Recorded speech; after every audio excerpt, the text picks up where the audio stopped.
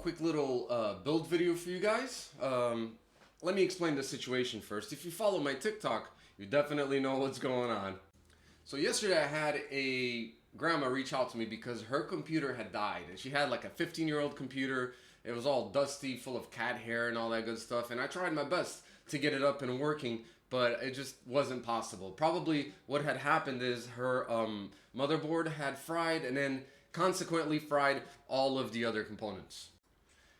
Now in this case, she is kind of short on money. She's retired, so as you can probably imagine, she doesn't have that much income. I suggested the cheapest build possible with a couple of used parts, a couple of new parts. So the new parts being the case and the power supply, and then I got a really good deal on a motherboard combo with a CPU and RAM. Now for the hard drive, we're going to use her old hard drive for now until she figures out what documents she needs, and then after that we're going to migrate all of her documents to a new SSD, and we're going to install a new system on the SSD so she can use her hard drive only as a backup. So here, let me show you the parts. So this power supply I had laying around, I had used it first when I got to Portugal in August. I used it for like a month or two. It's a 500 watt power supply with very little connections. Where's the camera? There's the camera. It has a motherboard connection. It has a 4-pin CPU connection. And then it has a couple of Molex and SATA, which in this case is exactly what we need. This is her old Toshiba hard drive. It doesn't really need to focus. Who cares? And then here is the combo that I bought. Good thing about living in Portugal is there's a lot of these combos and they're pretty cheap. This is an Asus H81M-K motherboard with two 4GB sticks of RAM, and there's an i3 inside. Now what I did is I took out the cooler, I put in some new thermal paste, and I cleaned it out a little bit. Now for the case, I went with the Deepcool Matrix 30. It's a really cool case. It's very small, it's very compact, and it has very little room for cable management, but in this case, I'm not gonna need it. So this should be an extremely easy build. Let's just get started, yeah? First of all, you gotta put your gloves on. It doesn't matter how experienced you are, if you miss one little finger, it will cut you. There's a lot of things that can cut you when you're building a computer. Alright, here's a little trick. To get this out of the box, what you do is you flip it over, you hold it, flip it over, upside down, and then you just pull the box. Back to the build. Alright, so the case comes with these styrofoam parts. I suggest you keep these. Keep them and keep the plastic as well, because you never know if you're going to move or if you're going to sell your computer, and these are very useful for when you want to transport it. Alright. Taking off the plastic. You see how small this is, guys? It's very small. Sorry, I don't have an optimal setup here to record builds. It would actually be easier doing it on my phone and then doing it, editing it on the computer later. But my camera is so nice. I got all these lights, you know what I'm saying? So yeah, there we go. Look, that's how the case looks. Brand new. Another reason why I'm using gloves is so that I don't get the case dirty before I hand it to the client, Alright, so we're gonna open up the glass panel here. Oh, I need a little compartment. You gotta have a little compartment so you can put the screws in so nothing nothing gets lost. Grammar, please.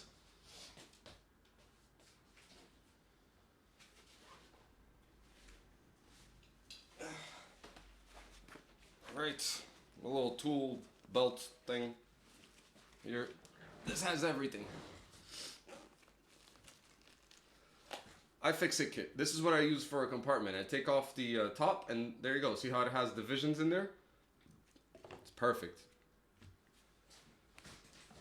Obviously, be very careful with the glass, right?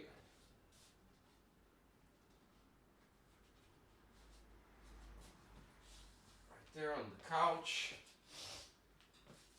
And then we're gonna look inside here. It comes with a couple of zip ties and a couple of screws. Nothing special, but you know, just enough. It has one of those speakers as well. Nobody uses that anymore.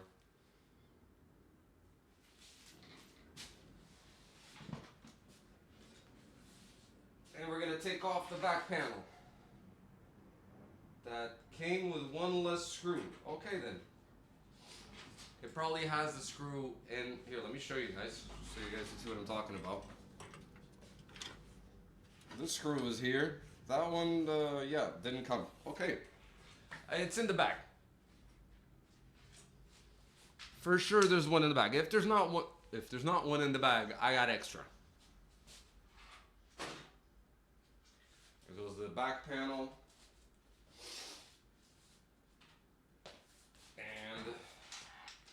Can you guys tell I love doing this? I absolutely love doing this. Okay. All of the connectors and USB for the front. And then we got a fan with a Molex adapter here. Not adapter, with a Molex connector.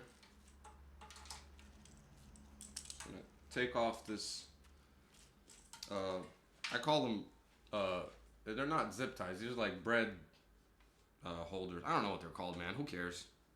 All right, I'm gonna put in the motherboard first. So I'll be right back. I'm gonna put it in and then I'll show you guys. When you buy a used motherboard, the first thing you want to do is ask if they have the back plate. Okay? In Portugal, this is called a mirror, which is kind of funny. Yeah, this one is pretty basic. It doesn't have that much UI, but it's fine. Yeah, just make sure you ask the seller if they have this. If they don't have it, look for something else. So once the back plate is in, just make sure that your case has all the standoffs so you can screw in the motherboard.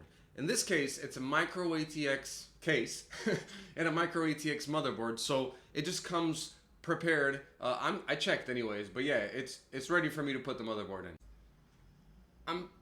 I'm thinking that like the hardest part of building this is actually knowing which screws to use. So like this one is a little bit like a square octagonal, actually, not square. This usually is for like the power supply, to put in the GPU. That's what this one's for. When you got these round ones with some like extra edges, like that. I don't know if you guys can see very well, but those are usually for the motherboard and for like SSDs and hard drives and things like that.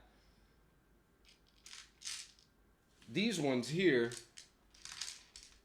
obviously, not obviously, I mean, they're for like radiators because they're big and, you know, so it goes through the fan and then it goes to the case. I mean, these are obvious. These are for like the panels, the back panel and the glass panel. And most case, something just fell. Oh, I got it. This is like an extra standoff in case, I don't know, yours breaks or for some reason it doesn't come with one.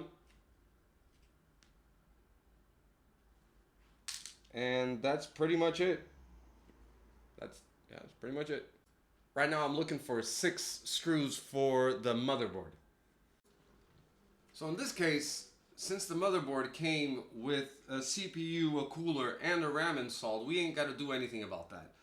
All I have to do now is connect all of these cables and then put in the hard drive and the PSU.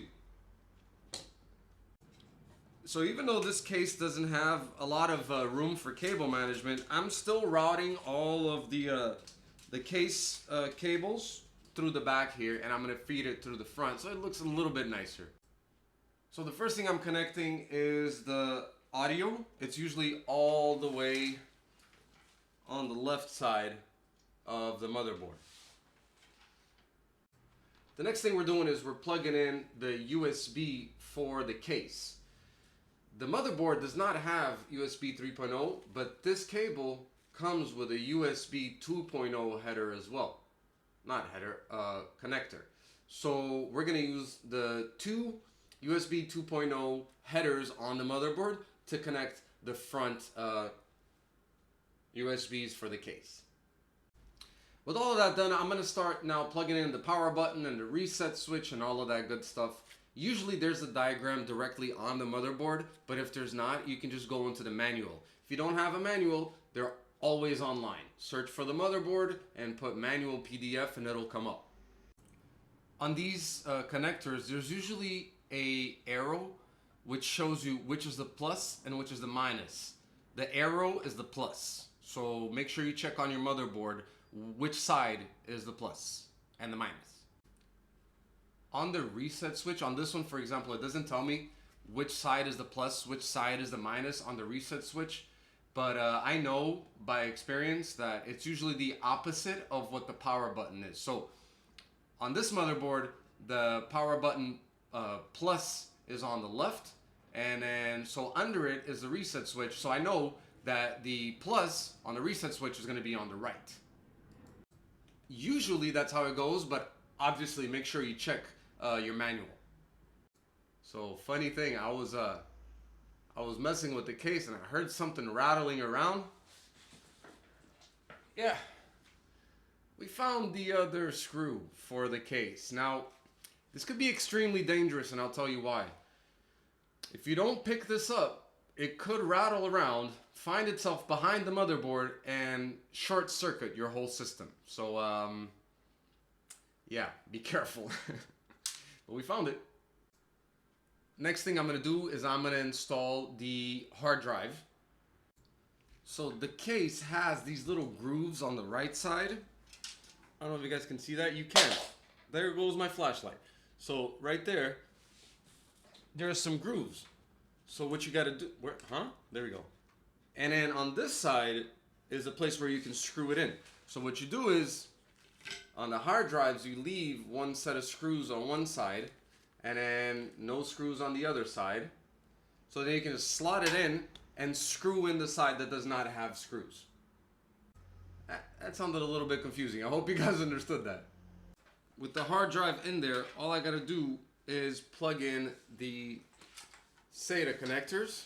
And in this case, I'm just gonna use this first one here. Close as possible. Now we're gonna put in the PSU. Now here's the thing about the PSU. It has a fan.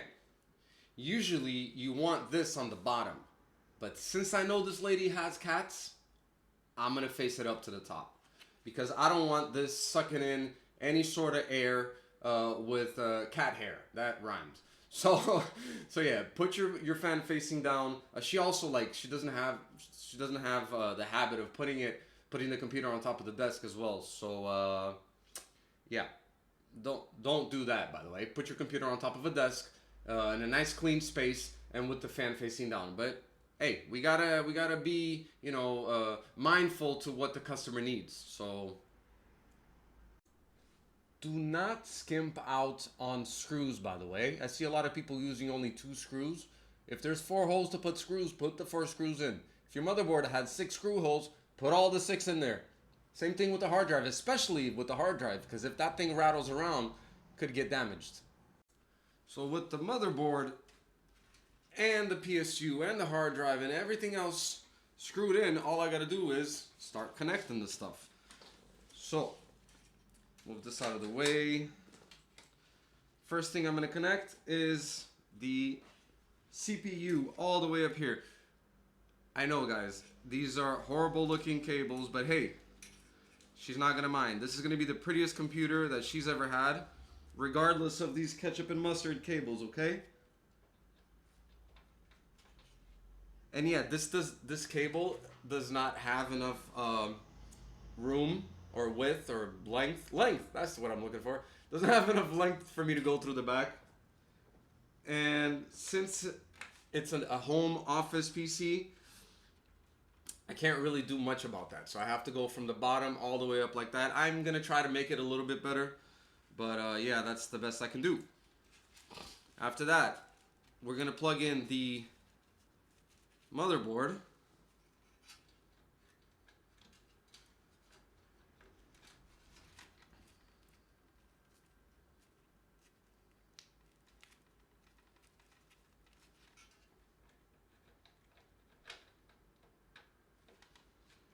This part, you guys got to make sure you plug all the way in, okay?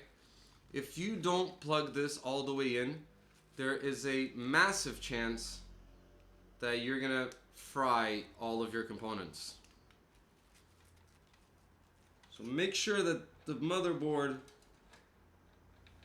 is very, very tight with the power supply. There should be no gaps whatsoever.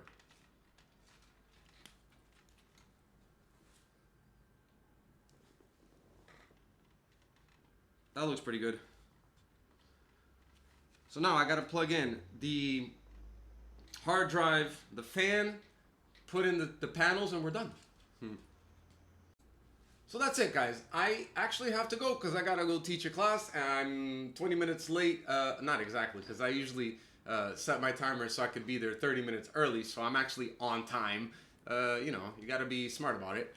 So yeah, so all that's left to do is a little bit of cable management. As you can see, put in the panels, and if you want to see the result, head over to my TikTok, because I'm definitely going to show it there. But that's going to do it for this video. I hope you guys like it. If you have any questions, make sure you drop them in the comments below. If you want me to build your computer, I am located in Lisbon, Portugal, and I would gladly do it with a smile on my face, as you can see. And thank you guys for watching. Peace!